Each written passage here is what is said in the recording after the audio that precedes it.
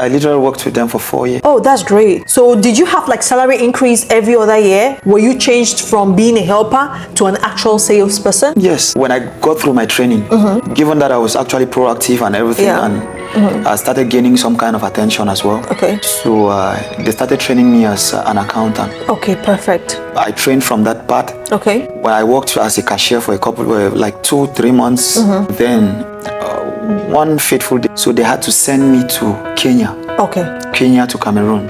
So when I went there, I had been seeing how my colleagues were doing marketing and how they were doing their sales. So I had to start doing marketing. Okay. Sales for my company. Okay. So when I got back, I went straight into sales.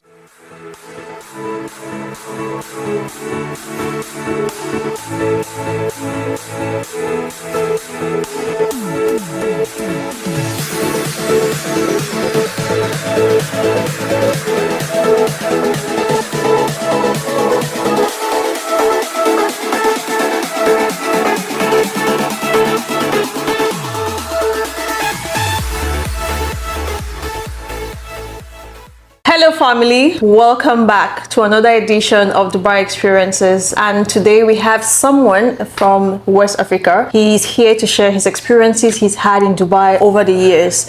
So on today's episode we have Mr. Nixon. So as we normally do, because we are trying to inspire not only Africans but in general, I'm trying to inspire immigrants that have left their home country looking for greener pastures for themselves and their families. So we are here to inspire you. We are sharing our experiences for you to understand and to know that there is light at the end of the tunnel. Okay, so never lose hope. If you're watching me, whatever you're going through, some other person have gone through that road and they came out successful. So yes, as we normally do, or as I normally do, I'll be asking Mr. Nixon here some questions and he's going to be giving me his sincere responses. So stay glued, okay, because it's an amazing one. All right, so Mr. Nixon, first of all, I want to thank you because you know what has happened in Dubai for this short time. These last 3-4 days has been really crazy, but thank God for the Dubai government for their quick response, because trust me, I was talking to my mom and my mom saw the storm and she was like, if it's where I am right now, it would take 1 year for us not to have light and good water, but it took just a couple of hours for them to get everything on track. Thank you so much to leave your comfort zone during a time like this to come in here to contribute to my success on YouTube. For that, I'm really, really grateful. Thank you. To make my viewers to understand who is talking to them, we would like you to give a short introduction about yourself. By that I mean your name, where you're coming from, how long you've been in the United Arab Emirates, and what you do. Thanks again, Naomi, for inviting me. You're welcome. It's a pleasure. Okay. And I'll dive straight to introducing myself. My name is Nixon Moti. Okay. I'm a Cameroonian. Okay. I've been in Dubai for 6 years. Okay. Yeah, I'm a client relations manager in a financial broking company here in Dubai. Okay, perfect. Okay. You said you've been in the United Arab Emirates for 6 years. So can you make my audience to understand why you left your country and why you chose the United Arab Emirates? Anyways, I left my country because I needed a place where I could actually get opportunities. Okay. Which is why every other person leaves their home. Okay. Especially from where I come from. Okay. Yeah, so not been quite an easy journey, if I might say. But in a nutshell, it's been a good one. Okay. Because with everything that has happened, I believe everything happened and had given me a good experience. Okay. So far, it's been quite a journey, as I earlier said, but intriguing as well. Okay. So you said you left your countries for more opportunities. Yeah. So that's why you left. Why did you choose the United Arab Emirates? The United Arab Emirates wasn't the first choice, if I might say. Me coming here, I didn't even want people to know. That's just a simple truth. Yeah, because I'll cut you short. Because you know for sure where you're coming from in West Africa. They just know people who come to the United Arab Emirates are no do-wells. Maybe you're dropped out from school and you're looking for a redeemer. Yeah. So they look at United Arab Emirates like a savior for dropouts, a savior for no do-well. So I understand the place is coming from, because some people are here and they don't even want people to know that they are here. Yeah. My journey, actually, The first place I wanted to journey to was South Korea. Okay. Which after a series of trials didn't work out. Okay. And even when I was vouching for UAE, I didn't tell even my parents. Okay. I had to go through the paperwork, which took a lot of time because the person I actually contacted, unfortunately, wasn't sincere with me. So it wasn't the easy way, as you say. I didn't meet someone that was actually sincere. I was truthful in every aspect of the Dubai story. So I came here because I had tried other options, and with job searching back home, which is not 100% sure. Guaranteed, Yeah, so you have to look for a better way, and as a man, you need to always think out of the box. Okay, you said the first person you contacted about the United Arab Emirates was not sincere with you. What do you mean by that? What I mean by that is they wouldn't tell you about probably where they live, what they do. So often it's in the hidden, and often exorbitant sums are taken from you. Okay. Not being truthful. Okay. Most especially because in a high percentage, I think people who come here for their first time will always tell you, we spent more than we should have. Yes. Yes, so that's the usual story, which is true. So when you get to meet someone that the kind of person I met from start, you definitely know that when you start speaking of your own story in a couple of years, it's always, I did not meet someone that was sincere. Okay, all right. So let me ask you the next question. How much did you give the person who processed your visa in total? Just say it because you can save someone. In CFA? Yes. I would say I gave this person, that was more than $1 million.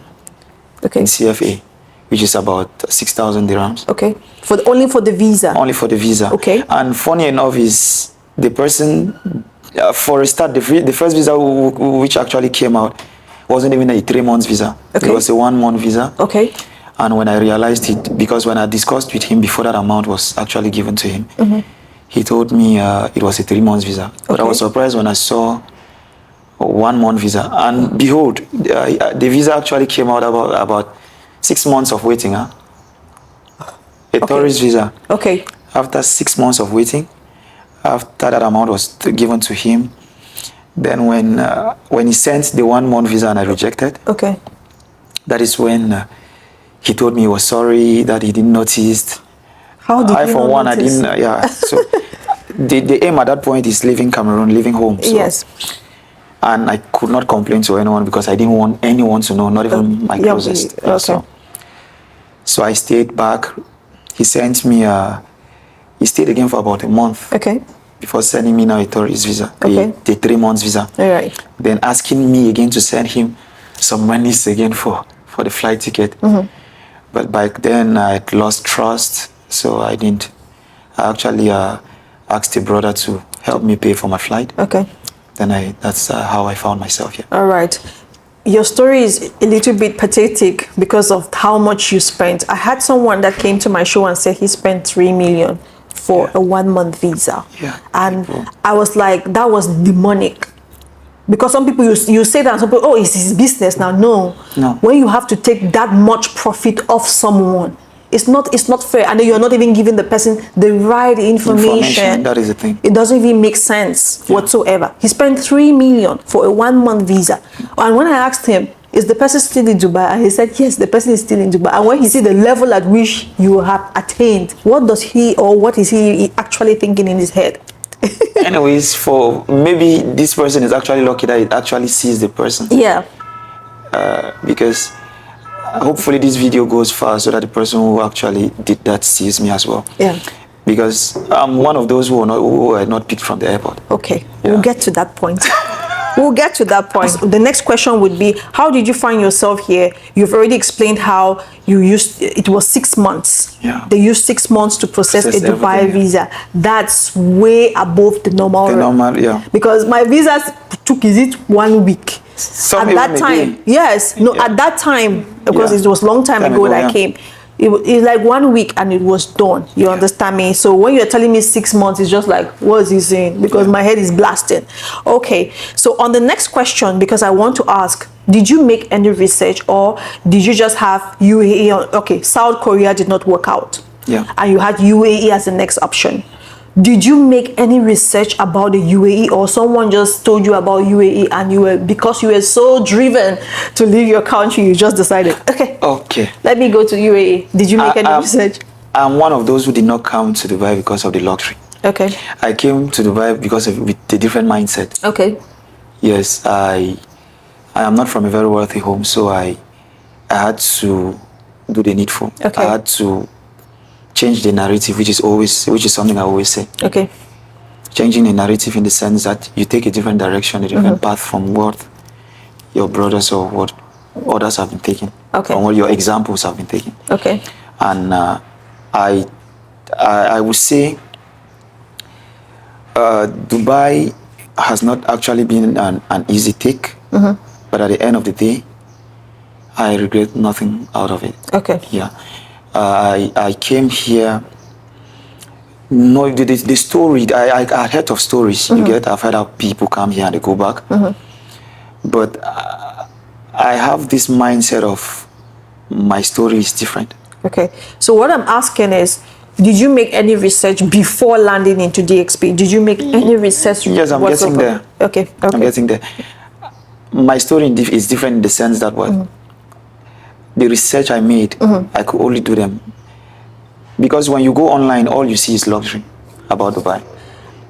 Back then, you difficultly see people who actually say the truths about UAE. Okay, I will just cut you short. I'm sorry, because you said back then. Okay, you said the research online is all about luxury. Yeah. At the time when I came, at that time in my own home country, you have to pay 500 for 1 hour to go to the cyber cafes. I had to pay, went to the cyber cafe, and trust me, I don't know where I went to, but I know it was on Google, and I saw what I was looking for. It was not about luxury, because I came here, I did not even know that there was Burj Khalifa. Honestly, I did not know that there was a place like Burj Khalifa, because the notion was like, okay, bed spaces, shared apartment, this, and the real crazy things that there is. Okay, so I made up my mind, and then I had my family friend that has been here 2007, if I'm not mistaken. So she already has a drawn up about what I have to meet. So I was already like conscious, prepared. Let me be honest. Yes. Continue. So when you're telling me, okay, maybe at the time when you came. At the time, like I said, because I came in 2018, early 2018, March to be specific. There was not. I did not even know Dubai was this hot. Okay. Okay. You get it. So I did not know all of that because my mind was not here. Okay. But me coming here was because I needed to hustle. Okay. So at the time, the research I did was minimal, if I might say. Okay. Because I had to ask from people that I trusted that were here. Okay. I had a couple of classmates and people that I've known that were here. And whenever I question them about how do we get to stay here, they gave me limitations. Okay. So I expected nothing out of the extraordinary. They only told me, okay, you come and probably you'll be in a company accommodation. Okay. Yeah. And if you get a job, and the usual jobs they usually propose is the minimal as usual. So my mind was, whatever thing if it meant wash plates, I'm going to do it. Okay, so that leads me now to the next question, which is, when you arrived, I'm talking about like on arrival, right? Was the look of things, you said you made research, and the research you made, what you saw was very minimal information, and then those that you knew that were already in the UAE, then they don't really give you full information. So, okay, when you came, was the look of things, the weather condition, accommodation, and environment the same as you made research about? No.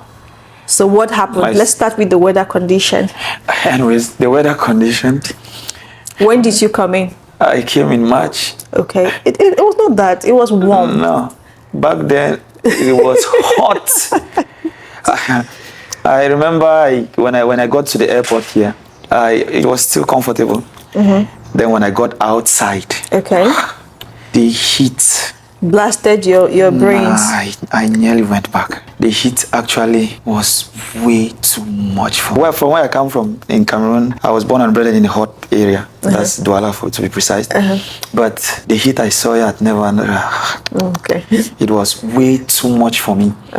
First, you know, the doors here are automatic and everything. When I stood at the doors of the airport and humidity, I told myself, where did I land? Funny enough is the temperature was not welcoming for me. Yeah. So I came in I came in a couple of days later. I had to fall sick. Then I fell sick too because I realized that I was abandoned at the airport. So the trauma and everything. I had to actually get in touch with someone through a difficult means because my phone got bad the same day I got here. So I had to get through to someone. The person was living in Ajman back then. Ajman is like an hour, 30 minutes from the airport. So I had to wait at the airport for like a day before the person finally came for me. Yeah. All right, so let's go to the accommodation. Yeah, you arrived the accommodation. What was the accommodation shock you had? Yeah, and it is my story is different though because I when I got here, the person who took me went with me to Ajman. The accommodations in Ajman is different. Yeah. They do not have bed spaces as per se, like where you have the bunk beds, layers, like no. In Ajman they have floor space, normal beds. Like it might be small, but they are normal floor beds. Yeah, you're there alone. You can be 4 in a room or 5 like that. All right. So it means you're a minister now. No. So it was strange for me sleeping in a room with other people you don't know. So many people, and there were ladies that way and men. So it wasn't an easy take for me. So let's go to the environment shock, because sometimes some people just know they're coming in from West Africa. They just know, Dubai or United Arab Emirates is in the middle of the Gulf and probably it's in the Sahara. So they don't know. Some people don't even know the beauty. Let's be honest. You just know that it's in the Sahara. So when you came, were you taken aback by the beauty of the airport? Let's start at the airport first. Yeah, I was surprised though. Really? Yeah, like I said, I had minimal information. I was really surprised by what I saw, especially with the buildings, the infrastructure. And the orderliness of the traffic and everything. So when I got here, even from the moment you get a cab, your first cab, you see the difference from where you're coming from. And you start telling yourself, so at least you don't arrive. Now bush you day. At least I'm far from home. You don't arrive now bush you day. You day now bush now. So let's go to the next question. Are you married? Because you are looking so nice and so hot. So tell my viewers if you're married though, so they will know that they cannot go. Yeah, I'm happily married. Did you marry here in Dubai or you went back at home to marry? I went back at home to marry. So you are confirming to us now that what the Dubai girls are saying of Dubai boys using them, dumping them and going back at home to marry, because that's the information that is flying. Is it that there's no love in Dubai? Because what prompted you, with a lot of ladies in Dubai, in UAE, beautiful ones, right? What prompted you to leave Dubai and go back to your country to marry? I simply went back to someone who stood by me. Perfect. All right, so you do not see that level of love in any lady here in the UAE? Not quite. That is my own single story. But the narrative about Dubai boys not getting married to Dubai girls is, for me, it's a single person opinion. And stories differ. I attend weddings every day. And I've been a best man to weddings for people that actually met here. So the narrative about Dubai boys not getting married to Dubai girls, it happens everywhere. People leave home, they've built relationships. So coming here, and I believe the thing is, the narrative about people engaging into relationships without getting proper information about who they are dating, about really knowing why they are getting into that. They, at the end of the day, they finally find themselves in a position where the expectations are different from both parties. But if you set your principles straight and whatever thing that it is, no one expects anything from you and life goes on. People get married here every time. Okay. And every weekend, by the way. All right. So you're telling me that from your own opinion, there is love in Dubai? Of course, there's love everywhere. Oh, okay. Because the way the girls are complaining, it shocked me. You go on TikTok story, you go on Instagram story, you go on Facebook, it's another story about some Dubai boys. So I had to ask because myself, I am wondering, okay. So you had already built something back at home. Yes. And she stood by you in your hard times. Yeah. So that's why you had to go and marry her. Yeah. Okay. All right. Perfect. So, you're one good boy, because trust me, there are some men that you do everything. You carry him on your head and he will not still regard you. So I give you kudos, my boy. Chop knuckle. Yes, because it's not easy to see a guy that you would work with or you've done things for, and he comes back and really appreciates you by marrying you. It's not easy these days. Everybody wake up near. Yeah. Anyways, this goes back to your question where you asked about love in Dubai. The fact that I got married to someone I'd been with in Cameroon, okay, does not mean did not have the ups and downs and everything. Okay. There is always trouble. Depends on how you want to grow whatever relationship you're building. Okay. A lot of ladies are not patient. Okay. For me, that's what I think, especially with the Gen Z kind of thing, and especially with the narrow perspective about because this has happened to this person and this has happened, it means every other person is like that. Okay. No. All right, Dubai girls, hope you are hearing. My brother here is saying we are not patient. You are not patient. Be patient enough. Okay? Don't see patient. someone. Yeah. Don't see, okay, this person's boyfriend bought her a car, you too, you want a car. It does not really work like that. Life is not competition, okay? So take it from him. He says we need to be patient. We are not patient. And I hear that some girls here would have 4 different people, 4 different, I don't know because I'm not in that square. Some, that's why I said some, will have 4 or 5 different people. Is that true, my brother? Anyways, I will not judge. I literally always remove myself from Dubai boys, Dubai girls. Okay. But if A has done this, it is for them. Okay. It doesn't mean B must literally do the same. Yeah, you're right. It's just, how do I call it? For me, if as a Dubai girl, or if you live in Dubai, most often why the relationship fails, we go a lot for the flashy. We go a lot for the looks. Yeah. You're saying it now. Especially, I call it portrait love, where you want to get paint a good picture out there. Picture perfect love and whatnot. Yeah. People actually build people from being ugly to being fine. Thank you so much. So you build what you want. You can actually craft someone from the humble beginnings and you become whatever thing you want. And it comes with patience, tolerance, and everything. And we are now in the fix-it world. You can fix anything. Anything. Yeah. So I don't know why people are running from pillar to post, because you can fix anything. Just have the money and you will fix anything. Okay. All right. So this leads me now to the other question, which is like the elephant in the room question. So you're going to give us a vivid account of your experiences from when you arrived till date you seated here with us. You have to touch the living conditions, the housing, the job hunts, the employment, the visa changes, and much more. So it's going to be a very long discussion between me and you. So start from when, you arrived and you got to the door and so much hate. So start from there and let my viewers get your own experience, okay? Anyways, when I got here, that was 2018, 13th March. Okay. To be precise, it was very hot. But I didn't know that because I was still inside the engulfment of the airport and everything. So but when I got out with the heat and nearly went back, I told myself, that's when I realized where I was, by the way. That's when I realized I'd actually come to the desert. So with the heat and everything, and behold, I tried to reach out to the person that had brought me here. It turned out that he too was in an accommodation, but he didn't tell me that. Oh my God. Yeah, so there was no way I could live with him, but he actually did all of that for me to come here just because he had already taken my money from me. Yeah. Yeah. So when I got here, I actually went through Facebook and I got a friend, a brother's friend. Yeah, so my brother actually told him, my junior brother is here and I wanted you to accommodate him. But unfortunately, he was a chef. So he had to go to work. So I literally had to wait for the next day or a couple of days before he could actually find out time to come pick me up. Okay, so wait, with the storm. Let me ask you a question. I'm sorry to break you through. You waited in the airport for how many hours? Just a day.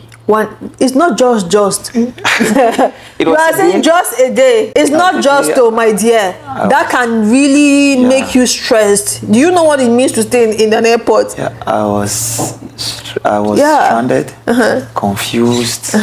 So the 24 hours passed. So he came in the morning with a friend. Okay. So they picked me up. Okay. And at least now, when they picked me up from the cab and everything, I realized where I was. At least some confidence started building. Okay. But again, you don't even know where you're going to. So you're still in doubt and everything. And they are not explained to you where you're going to live yet. Okay. And no clue. We literally traveled, because from the airport, the Dubai airport to Ajman, it's a different Emirates. So it's quite a long journey. And when we got there, I realized that, okay, we had to combine a number of beds in one room to actually lay on. Let me just start with you. So how many beds were in that room, if you can remember? When I got there, there were 2 beds. Okay. But seemingly, I wasn't the only one coming in that day. Okay.